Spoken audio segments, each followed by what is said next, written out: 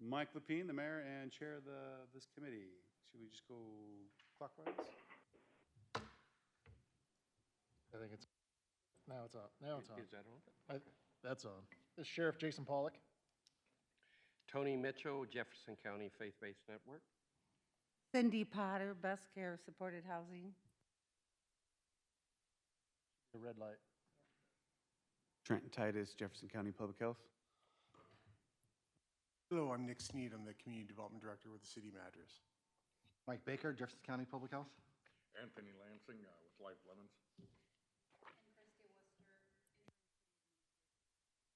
Dustin Hawkins here at the City Attorney's Office.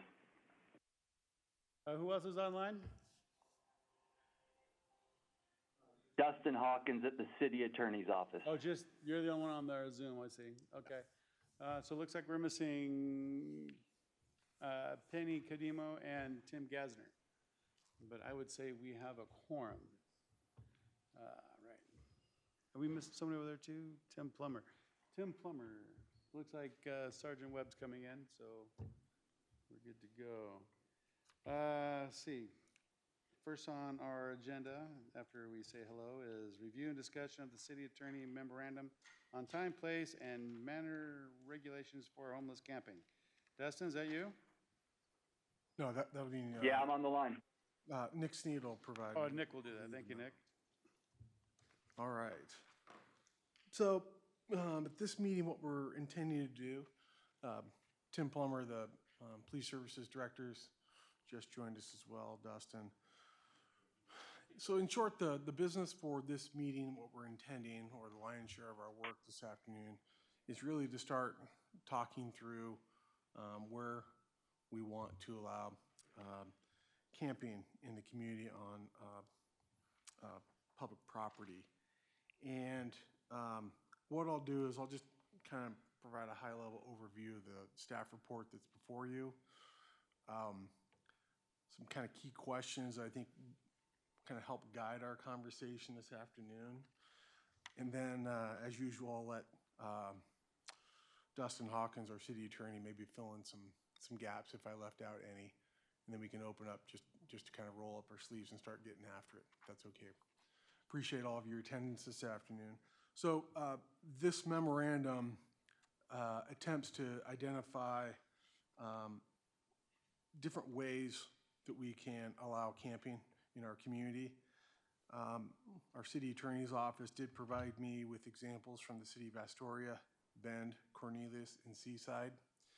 Each of those communities approaches this need in a different manner, okay?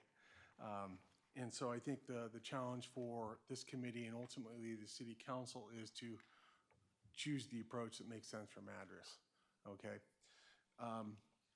So you can identify the locations where homeless individuals may camp on public property in a number of different ways.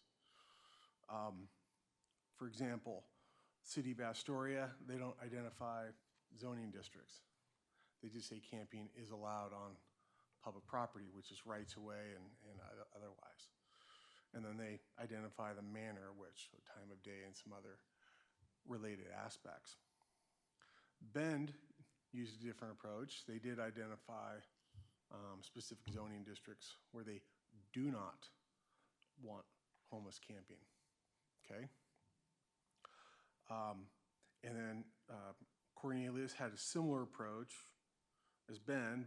They clearly allowed on all public rights of way, except they note the areas where they don't want it. I'm looking at the table there on page 2 of my staff report, which is in alleys, public parks, schools, and even 20 feet of a business entrance. Seaside used kind of a hybrid approach. They require a permit to be obtained for both residential and non-residential, as I recall. And they don't allow it in any public parks, any public parking lots, any publicly maintained bathrooms. And if you know Seaside, a coastal community, specific residential zoning districts are not do not allow parking, or camping there. And then on specific streets, okay? So if you think about that, and the reason I'm bringing this out is because it's a different approach. So Seaside, very tourism-oriented community, and so they've identified very specific streets where they don't want camping in their public rights-of-way. While not stated in any of the staff report or their ordinance, I think it has to do a lot with the way they want their community to frankly look, and I just don't know if it's the best place for the homeless individuals to camp. Okay? So with that said, I provided a zoning map here for each of us. I have extra copies if you want your own and to really look into greater detail. That's what this is for. If you want your own, you can have your own, you can write on it, do whatever you need. The intent here, though, is to really kind of look at through the community and how the community lays out and be as mindful as thoughtful as possible about where we may want that to happen. So on page 1 of the staff report, I've identified, whether we should consider some of the residential zones. Some communities just allow it to happen in the residential zones. Some don't want it really so much in their commercial zones. And then, of course, we have some industrial zones near our airport. And then we also have some what we call the open space and public facility zone, which tend to be schools and parks and literally government property or government uses, okay? So that's really the challenge today. I'm gonna look for the statement in here. There is some case law that I think we need to be generally mindful of, and I haven't cited the cases because I don't know if we really need to know that, but there is a reasonableness standard that does need to be adhered to. And when I met with the city attorney last week in preparation for this meeting, he referred to this reasonable standard. I said, okay, please explain to me what that is so I know what we cannot do or can do or the target we're trying to hit here. And so under the discussion, I've copy and paste their guidance to me, which says the city needs to account for the number of homeless persons within the city and provide a suitable amount of space to reasonably accommodate that number. That was the guidance from the city attorney's office. And then thank you, Tony, for some assistance late last week. Tony estimates we have anywhere from 80 to 100 homeless individuals in our community. So the reasonable standard is we need to provide enough space for reasonably. Hold on a second. Anthony, would you think that would be more or less than that? At 100. Okay. So. Okay. So 100. Yeah, so I mean, if we estimate roughly at 100, I mean, we're betting on a good line right there. Is that Okay. the number of people that are in the camps or the people that are out? Does that include the people that you don't find in the camps? Well, it includes outliers too that I would say that are parked on the streets and stuff. Okay. So we're getting. Okay, sorry, Nick. So Yeah, I just no, I would wanted say to a really good, calibrate that. that would be a really good start number, yeah. So 100 would be a good number to. Yeah.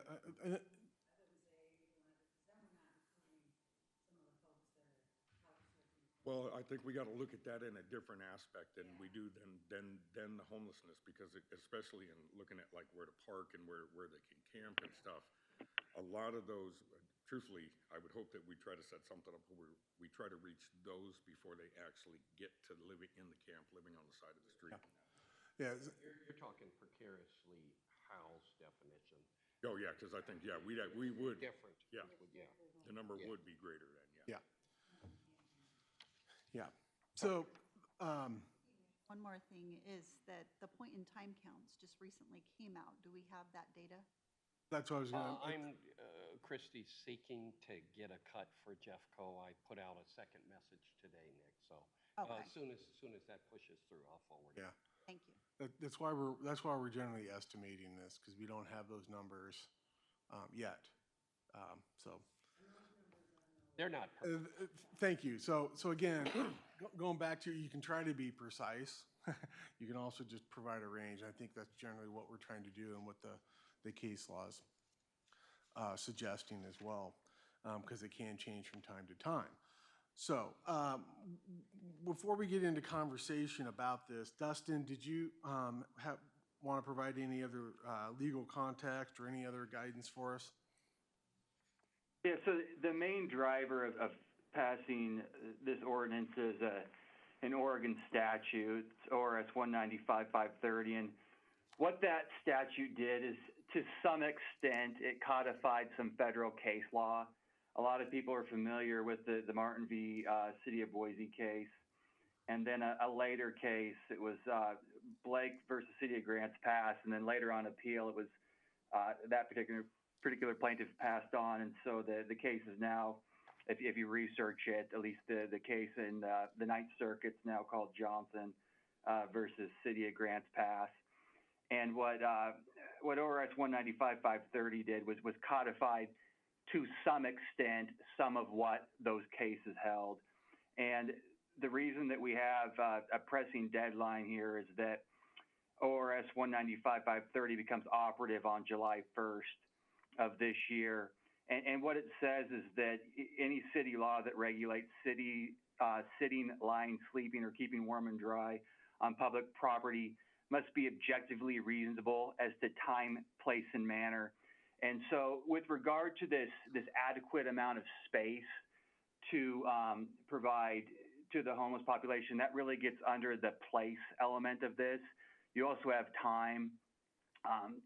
You need to be allowing the unhoused an adequate amount of time to at least set up a camp and sleep each day. And then we get to manner, which is just the methods that are allowed for camping. And when you consider that element, there's some case law that isn't in the statute, but there needs to be some allowance for the homeless to protect themselves from the elements and stay warm and dry. And what the statute says is that the local laws need to be objectively reasonable. And the groups that participated in drafting this ordinance acknowledge that what would be objectively reasonable is going to differ among communities. And so that's why it's advisable for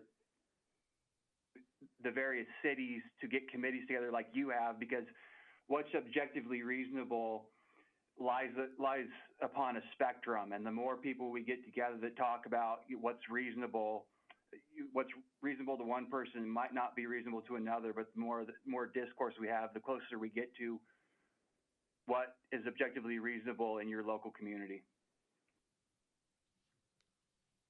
Thank you, Dustin. I appreciate Can I it. ask a question in regards to that? In regards to the time, do we specifically have to allot a time for sleeping that has to be in the night, or can we allot, or is the time frame, can we allot like a, 7 to 7 or something, morning to evening time, or do we have to allot like an overnight time for them to be able to park on city or side streets? I do think we need to allow for time. Some cities have done it by identifying a specific No, time but what of I'm day saying, for. do we have to have an overnight section of that time?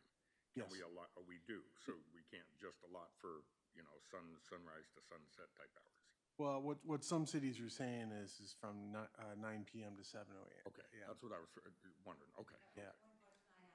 The only thing I would add to that is that gets into the reasonableness element. Is it reasonable to let someone only sleep during the day? I think if you asked a court or a jury, they would say probably not.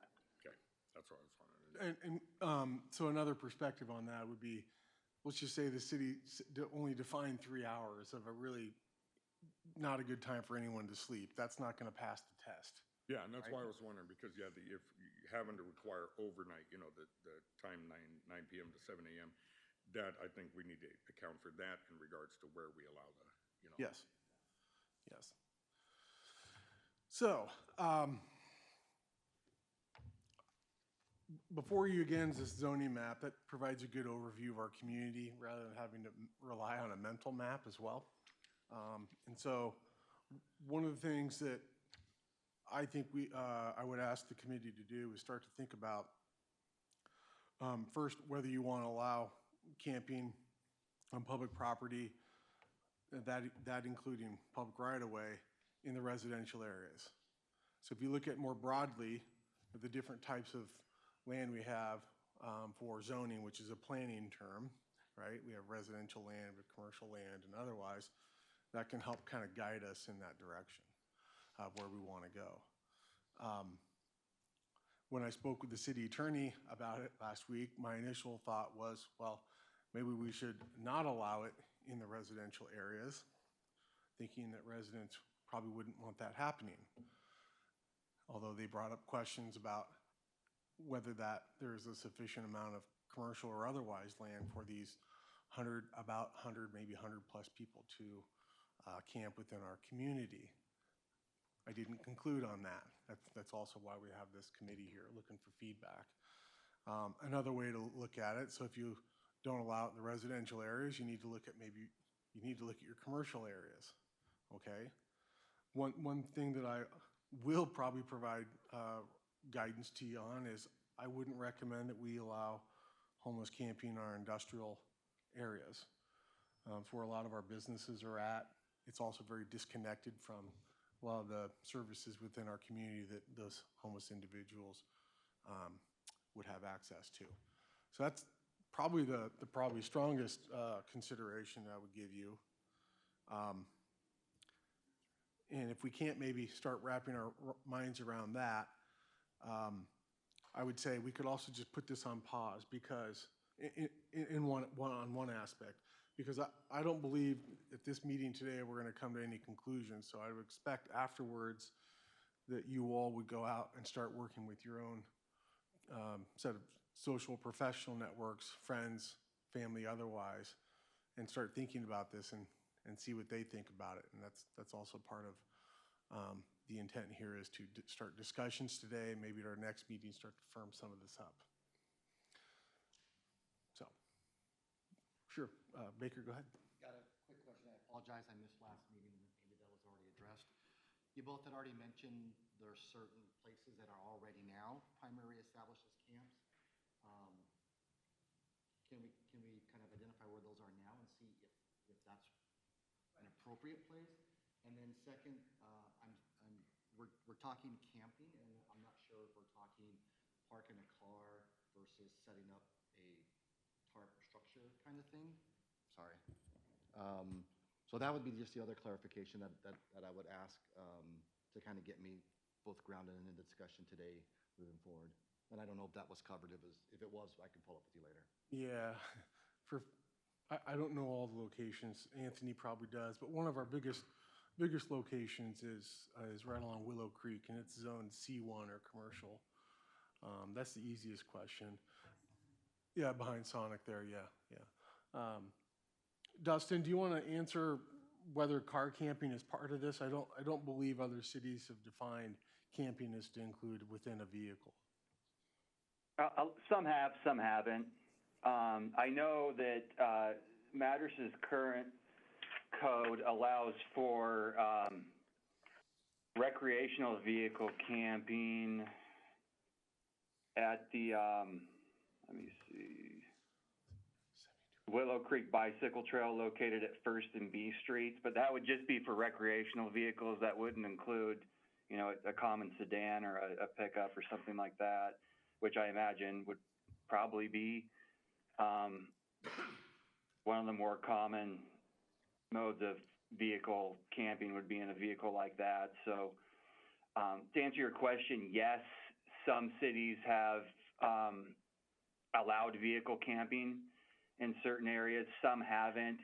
Some have just sort of deferred really to their current parking regulations that and just allowed those regulations to sort of stand. And if parking is allowed for a long enough time for someone to camp, essentially allowed under their code because they haven't addressed it really otherwise. So I've seen it, probably about 50-50 really among the ordinances that I've looked at, whether they specifically address vehicle camping or not. Right, and so, one city, Redmond, they have as separate of their time, place, and manner ordinance, they have a great relationship or working a lot with their faith-based community. So they've got a program where homeless individuals can park at certain churches under certain conditions, okay? So there's, it They have really, resources there too, like they have a porta potty and a garbage can or something set Yep. up there for there, and is it fenced in? Or is it, I actually haven't seen them, but I, Not always, It depends will on the vary. church. okay, It will vary, ma'am, but they have a safe parking program run Right. by like an organization. yep. And that's why I asked, because I think when we talk about residential camping, I don't think we're gonna see lean-tos and tarps in the community. I think people are gonna park cars and RVs, and that's primarily what I hear about when I hear camping in community areas. Yep. So if that's not part of the discussion, that really changes the dynamics of what we're trying to do here. But if it is, it means a lot more.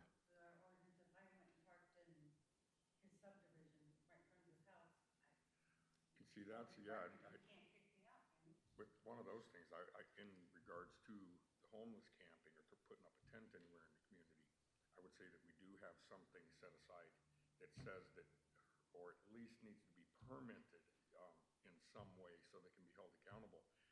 But I would prevent the camping or the allowing of vehicles in the inner parts of communities and put them to outlying streets. You know, where we have something outlined where these streets are allowed to have, you know, people parking on them, but they're major outlying streets. And then have something that Or- bans from the inner community. 'Cause, yeah, or even otherwise something, it'll be set up and they'll destroy stuff. right, yeah, or even something similar to Revan where we can actually designate a certain spot where we can say you can camp you can park your cars at this spot and camp there. Yep. So it's all within the purview of this committee, how you want to structure this. You can get lots of different permutations. I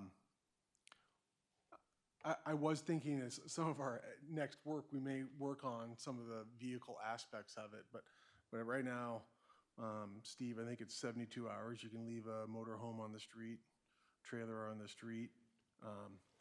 Almost Yes. about, For the city, that is, Yeah. that is what it is, but Yeah. if it's, yeah, and so if you were to apply that to this situation, in effect, what you would be doing, I'll ask for others to tell me if I'm right or wrong, is if Nick Sneed parks his car or RV in one location, I can be there for 72 hours before I relocate it.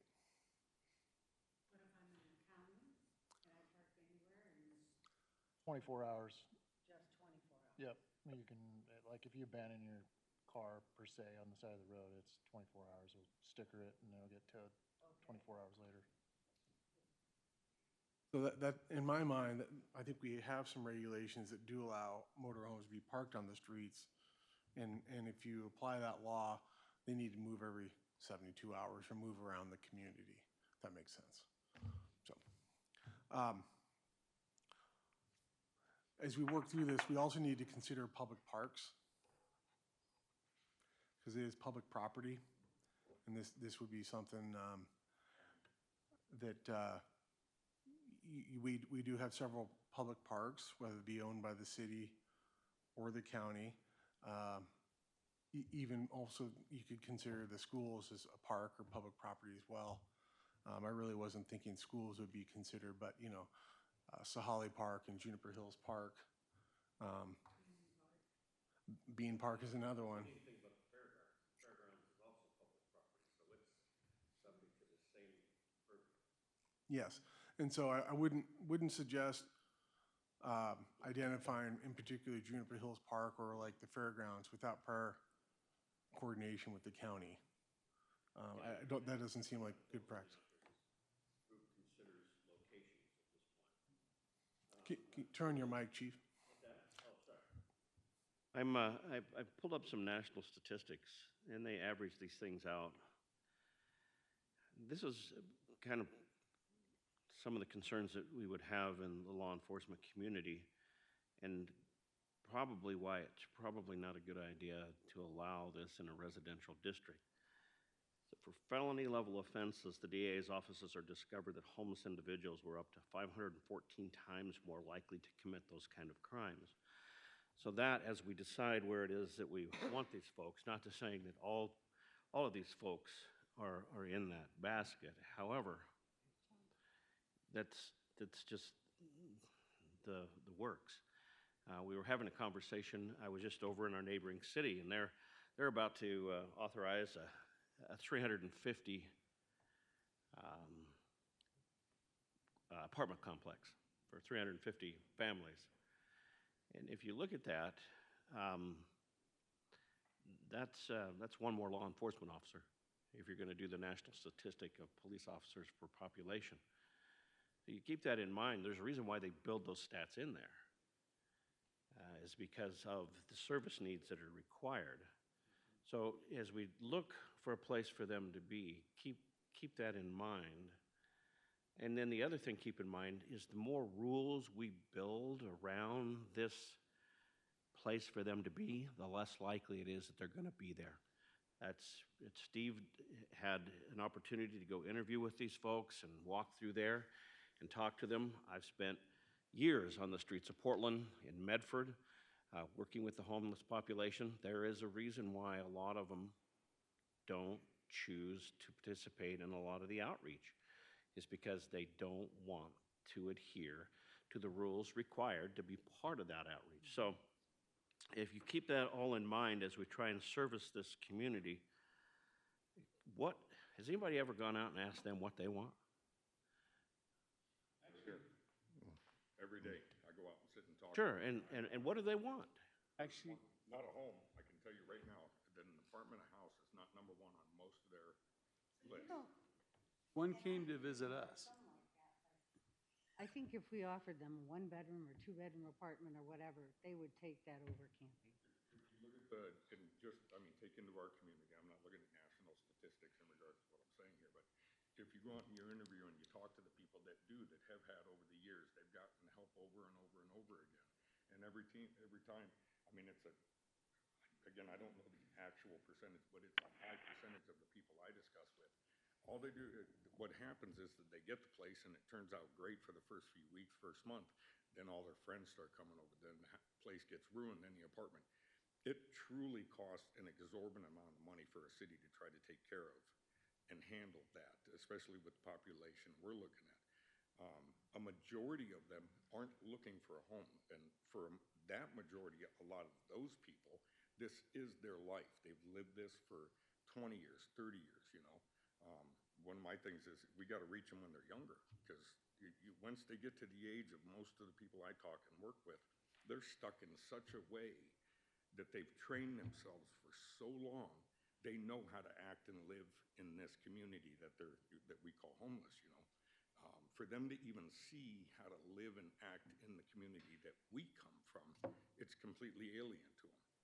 And that's why one of my big beliefs is we've got to get the community involved in whatever we do here to reach out and start working with them too on a one-on-one without any want behind it. Because that's truly how you're going to lift some of these people up. There is a sect of them, they want jobs, they want to work, they want to get out of this. But even that group of people, a majority of them, they say it. It's a lot of talk, it's a lot of, you know, but the real intent, or at least knowing how to step up and get out of that situation, is where they lose it. And, you know, as we talk about this, I think we need to have something that says that, you know, in the community itself, the greater community neighborhoods, we've got to have some type of ban on that.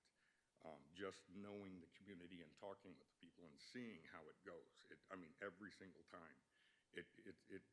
They don't go camp in a community or a neighborhood and then it brightens the neighborhood. It makes the neighborhood better and whatnot.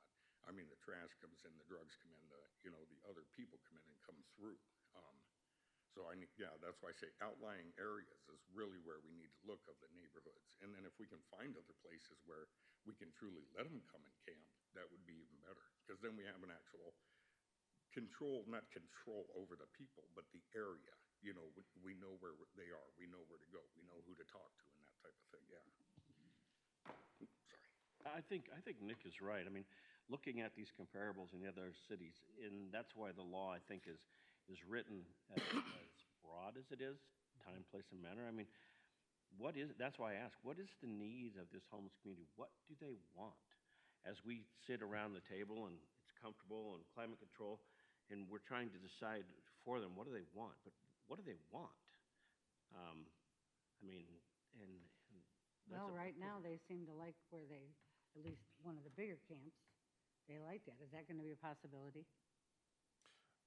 If it's this committee's choosing, absolutely. Because the shelter's going to end up being over there. Well, you beat me to it. And I think that's also another consideration is where our homeless service center is going to be. And it's just not a shelter. There's intended to be service there as well. So, during the day, they can get other services there. So location does matter. So, if you wanted to build off of Anthony's kind of concept, you could,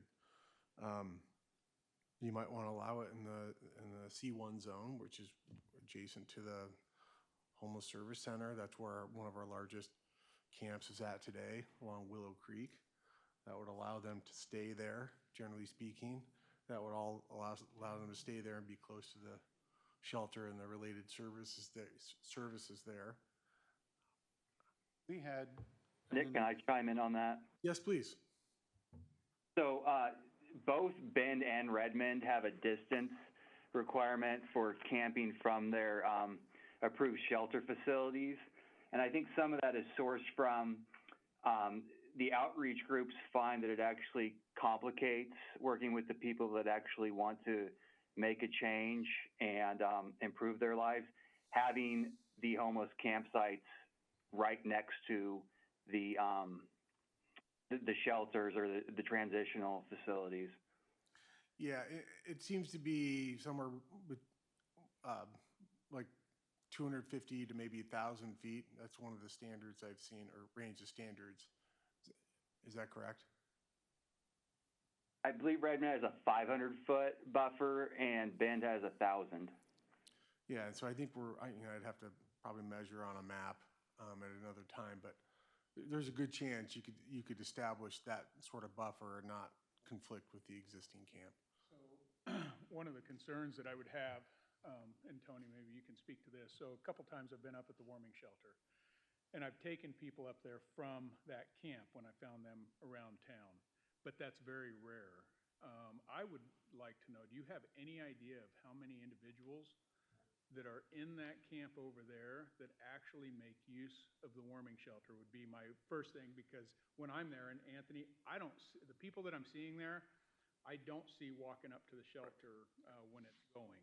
I would concur. I think when certain weather conditions get extreme, you then might see a limited amount of access. Certainly, we have a dining-only option, and we will see more folks, and it's a pleasure for us to be able to provide meals, even if you're not staying overnight. So you may see a little bit more of that from the camps, but as far as folks in the camp staying, I think it's a limited amount. I think Anthony seems like he would concur. Yeah, and part of the reason, I think they worry about leaving camps and then what happens to, their stuff in the heart. And again, too, it is different when we talk about the big camp there. We're talking about a native population and where they come from and their mindset of where they come from, which is truly completely different than the wider community of the homeless that we have, and not to delineate purposely between any type of race here, but the natives against, the whites and whatnot. People don't go live in that camp. I mean, literally, I think there's one white guy that is allowed that lives in that camp, but for the most part, that is a native solely camp that we're talking about down there. So that's what we were told. We had a gentleman actually stopped in here and asked to see us, and he's homeless. He saw about this committee, wanted to come talk to us. He was a resident of your hotel not long ago and recognized my name from my son who works for you. So wanted to tell us all about how he thought we can make things better. And he mentioned that where there's respect from different homeless communities in there, but they don't cross those lines. Correct. I hate to say it's the ideology of how they're raised on the reservation, and the mindset that they're given from the older generation, as opposed to how, the homeless whiter generation down here is raised. And, I know, I see it and I hear it from both sides, the community and the native population. There is tensions in there, of just how they're raised, and what they're taught to think, of the others. And Right. that is it. Which brought up, and then I got a phone call from Reverend Marsh. Has anybody heard of her? She's from Eugene, which told me instantly, go away. But she called, and I was going to ignore it, but then she called Public Works because she saw the website. And she proceeded to lecture me about how you can't just have this one big shelter. You have to have a shelter for men, a shelter for women, and you're going to love this. A shelter for Christians and a shelter for pagans.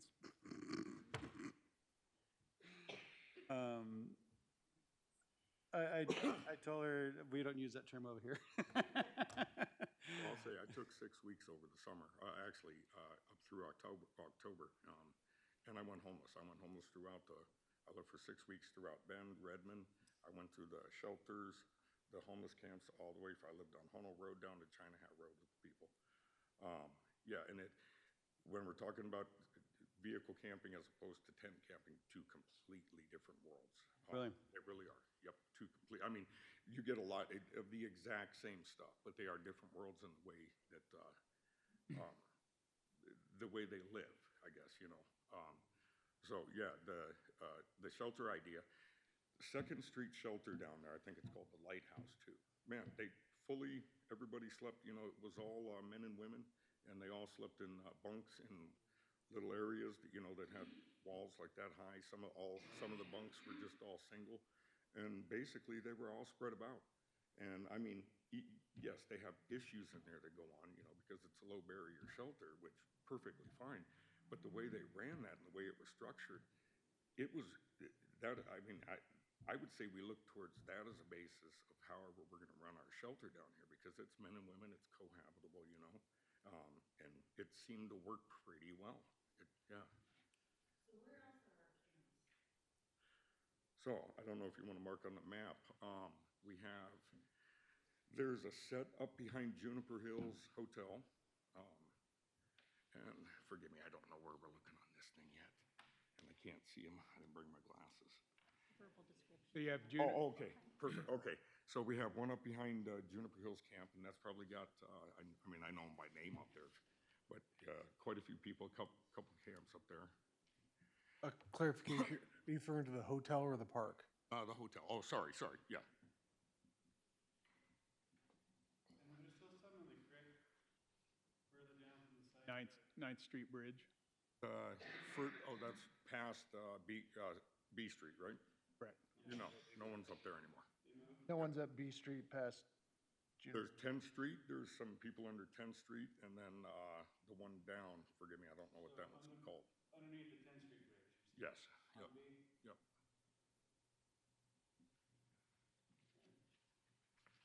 Then, yeah, a few people on the bridge before that. 9th Street. Oh, I'm sorry, yeah, 9th Street. Yeah, sorry, I was going the opposite direction in my head.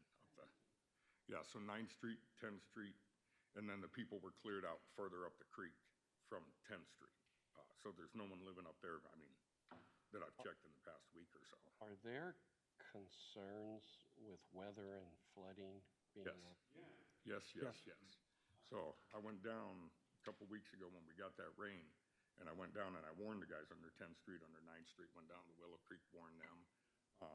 And yeah, even though the people that live underneath 10th Street, they had dug I mean, it was pretty good, probably about that Yeah, high. I saw that, for but that's not going to hold back a flood. Oh, no, the Y, unfortunately, the Y that split the water was further, up the creek, so it didn't help them. I'm also concerned about pollutants in that creek. Oh, they are doing, no, the guy that came and visited us said, yeah, that's definitely going on. Then across from Safeway, there's a limited. Oh, yeah, across the street from behind Safeway, and there's a little forest line right there. In that forest line, there's quite a few, and then, well, in and out, quite a few that stay up there. And now that we're getting warmer weather, more people will end up over there because of how it's such a hidden spot. Behind Safeway, that whole tree line there, yeah, I forget the name. No, No, across the well, street. yeah, looking across like it, yeah, right before DHS, you turn into DHS. If you look to your right, you see that wood, yeah, right there. On the east side of Highway 97. Just below Henry Street. Close Safeway and they'll all go away.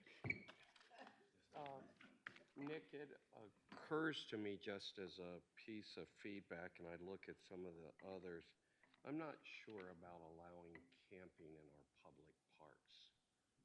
That would be a Wouldn't either, concern for me, yeah. Anywhere where we have our kids at, we need to protect. Anything by schools and parks. Should not. So that was, I'm of the same mindset. Dustin, we have really 3 parks that I believe are some of our most used, that being Sahali Park, Bean Park, Juniper Hills Park. We're gonna have one coming up, What's that? the new park. What's the one? It's the one that Michelle brought to city council. It's not built yet. It's gonna be built. Up in Willowbrook? I'll have to do some more research on that. But I think the question to Dustin is, those are our 3 primary ones now. I think the new ones are gonna be in neighborhoods. Does that pass the reasonableness test if we were to prohibit camping on those pieces of public property that are owned either by the city or the county? Yeah, so this is going to apply to, city public property, or this particular ordinance we're talking about that's guiding us in drafting this ordinance. Yeah, you could prohibit camping at those parks.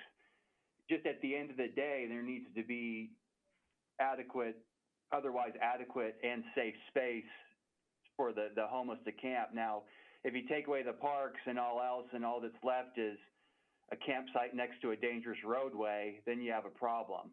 But, as long as you're providing adequate space for the homeless population, that doesn't take them far away from the resources they would otherwise use, there's no problem with prohibiting camping in a park or the parks. Well, go ahead, I'm sorry, Jay. I was going to ask a question too, and I'll let you go. Really? Thanks. The sheriff pointed out here is where the current camps are. It looks like their primary resource is Safeway. Aherns. Well, I was speaking more to social services, if to the extent, that those are available. I mean, Safeway, Well, and that's a huge problem. 'Cause I don't think that there necessarily needs to be camping space right next to the Safeway. To me, I mean, there just needs to be adequate space for if, let's just say, for example, there are 100 homeless persons, adequate space to provide some camping area, a tent, and some additional area for the homeless. I think it would be probably wise to have more than one location. And the reason that I say that is if the city ever wants to remediate that particular property because it's torn up, there needs to be an alternative place for the homeless to go. And then additionally, I think multiple locations are good so that you have so there's some choice for people to potentially get away from maybe an unsafe situation for that particular person or persons at a particular campsite. And by that, I'm talking about more personal conflicts, or maybe a younger person, or a mother with a child that's at a particular location where there's activity that she would like to get her child away from, just as an example. Hey, Nick, the current camping sites are either Are any of those located within our urban renewal areas? Because that's something that we're focusing on, clearing blight from those areas of our community. So it seems like it would be counterintuitive to allow the camping in an area where we've designated that needs to be brought up to a more visual type of a. Yeah, so I'm gonna call it the Henry Street camp, due east of Safeway. Henry Street, because it tends to be located close to Henry Street. That one is within the urban renewal district. The ones along Willow Creek around 9th and 10th Street, which appear to be living kind of underneath the bridge there, those are not within the urban renewal. And then the ones, what appears to be the largest camp along Willow Creek, I don't want to say behind Sonic, because that almost implies a different area, but more closely to the large gravel lot that ODOT owns near the North White intersection. That is outside of urban renewal. So it looks like we only have one, and that would be Henry Street.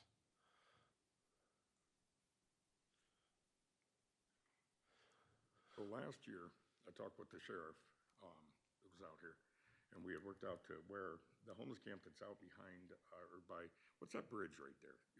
We can call it by that bridge. What is that? Walking bridge? Yeah, that walking bridge, you know, the big homeless camp, you know. And forgive me, when I'm out talking with people, it's the native camp. We refer to that as the Third Street pedestrian bridge. Oh, okay. The So Third Street Bridge. camp, yeah, down there. I mean, they've contained themselves for the most part within it. There's a power pole that runs there, and I don't know if you knew this, Jason, that we had talked with them, and they had agreed, the homeless people down there had agreed to stay within the power pole in the front of where basically the camp is now. And I think that's, if we can designate that as one spot, you know, right off the bat that we can allow, you know, then we can go from there and work on, you know, how to shape that homeless camp down there to make it, you know, if it's gonna be a community down there, how to work with it.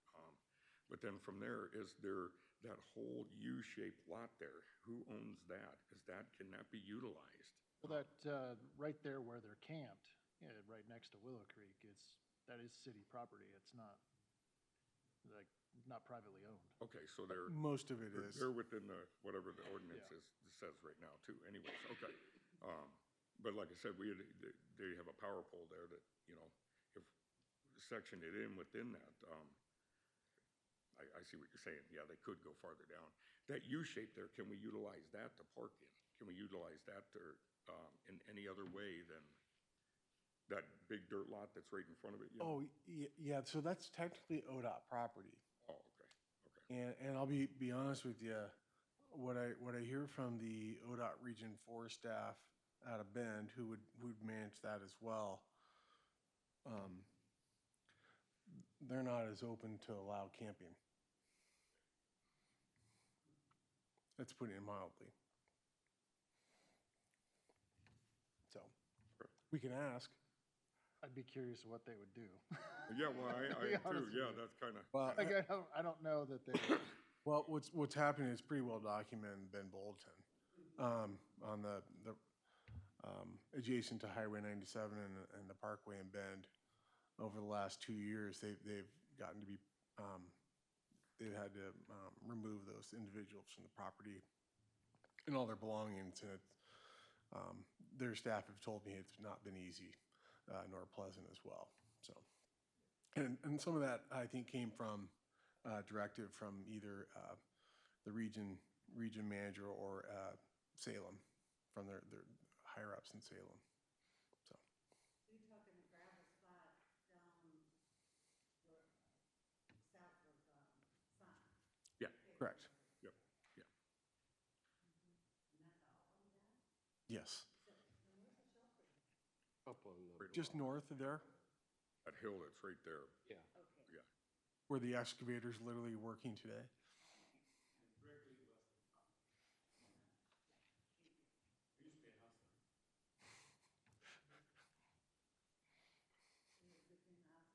Yes.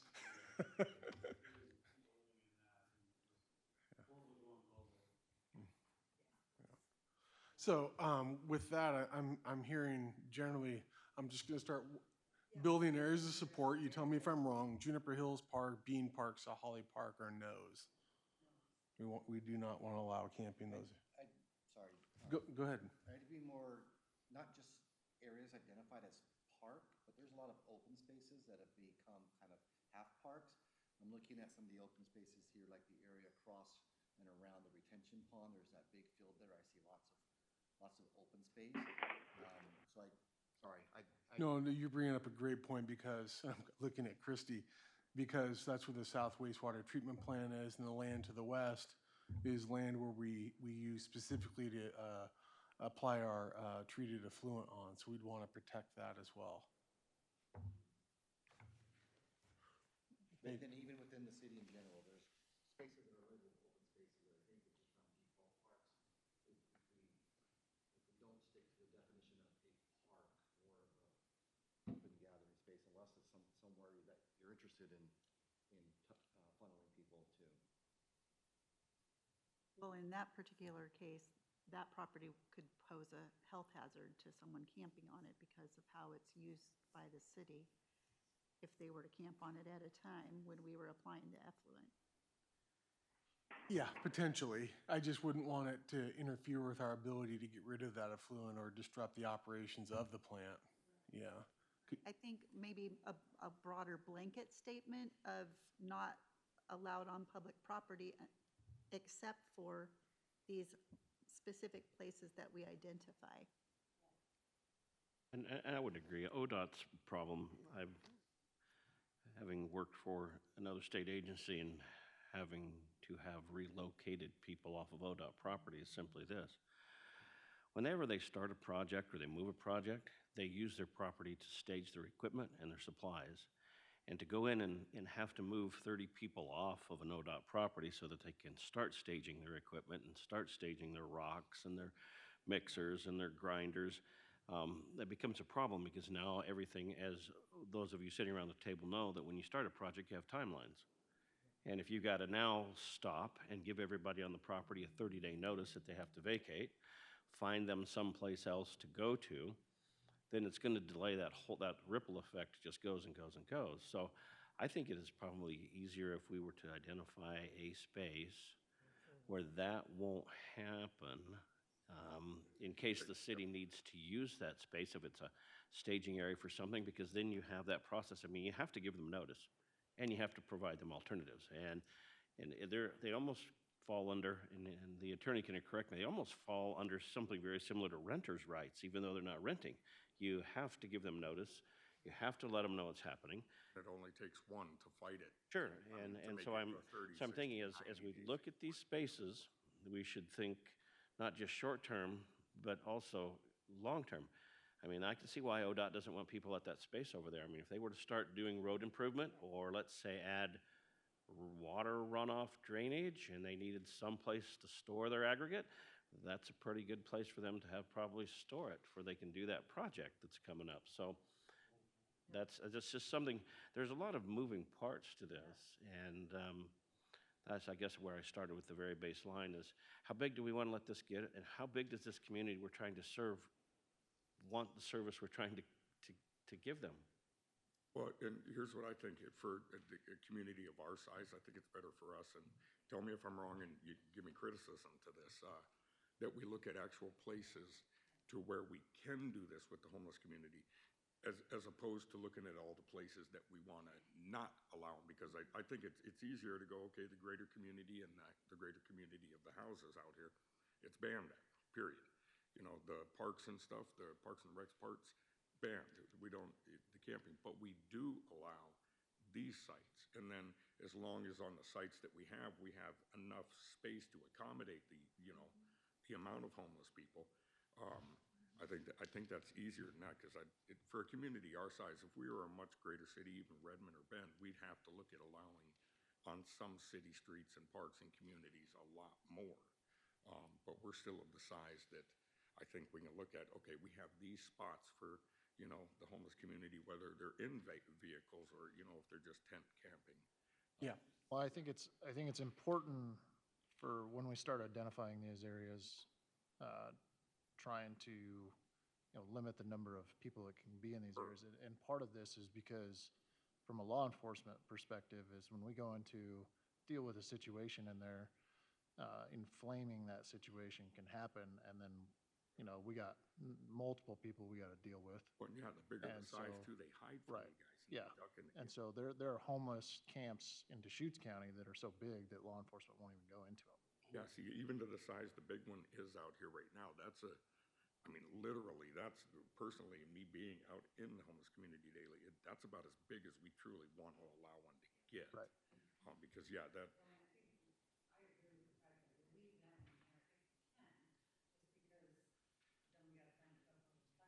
Yeah.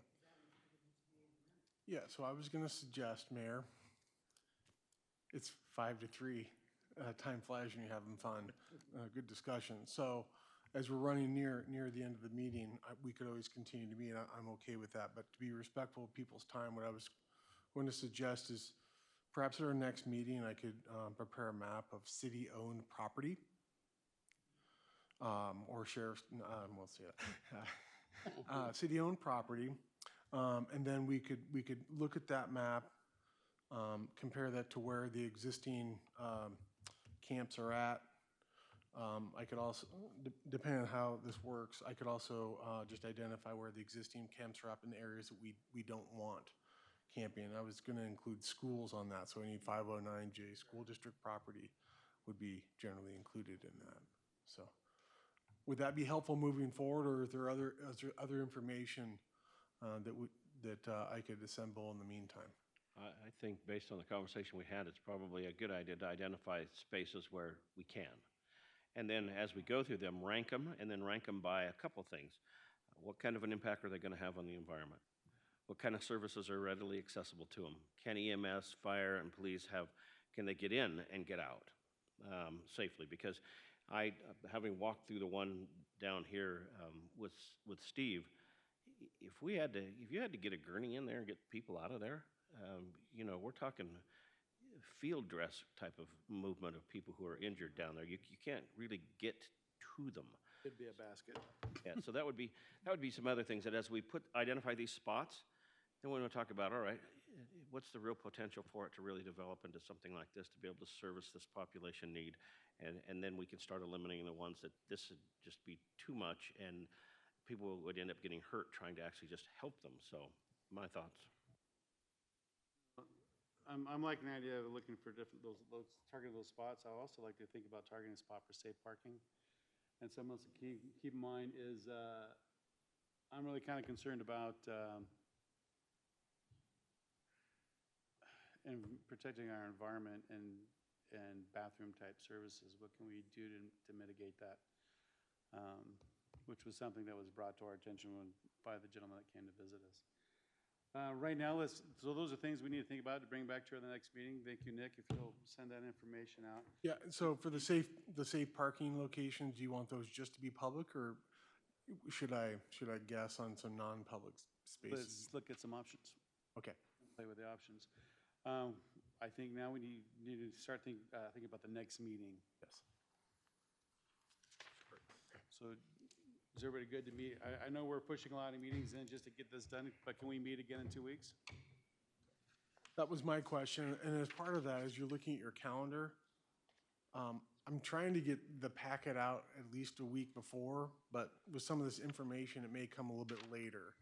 So how important is it for this committee to have your packet material literally 7 days in advance versus like a Friday before, which would be like 3 days in advance?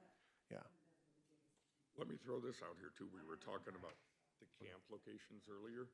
So we've got a camp across from the fairgrounds. We've got people camped behind Bar Mart. We've got people camped up behind the water tower. We've got people camped over by the pond. Then there's outliers from there. There's outliers by the prison. There's outliers by the dump that go out to the BLM land out there. So yeah, I mean, where we have them are dotted all around, and in a couple of those, there's quite a few tents, people in each of those spots. So I just want to throw that out there before we quit. Thank you, Anthony. So 2 weeks? Okay. Is the 15th good? For me. Same time, same place? Cartoon Network. Yes. Thank you, everyone. I will do my best to get these maps that we just discussed. We'll use the approach to identify the locations. Chief, you put it well. Rank will provide the ability for you to rank them on your own, and then you can identify some of the impacts. What's that? Should we keep these maps? Absolutely, that's why they're there. Yep. Oh, yeah, perfect. Yes, I have extras right here as well. Oh, you better. Dustin, before we wrap up, do you have any final comments or guidance for us as we start doing some additional research beyond the meeting? No, I guess the only thing I would do is just reiterate, we're about, at this point, we're 2 months away from when an ordinance actually needs to be in effect. Great. Okay, So just Mayor, with that, I don't have anything more for you. All right, let's go ahead, adjourn the meeting at 3:02. Thanks, Thank Nick. you. We gotta get Dr. Recording stopped.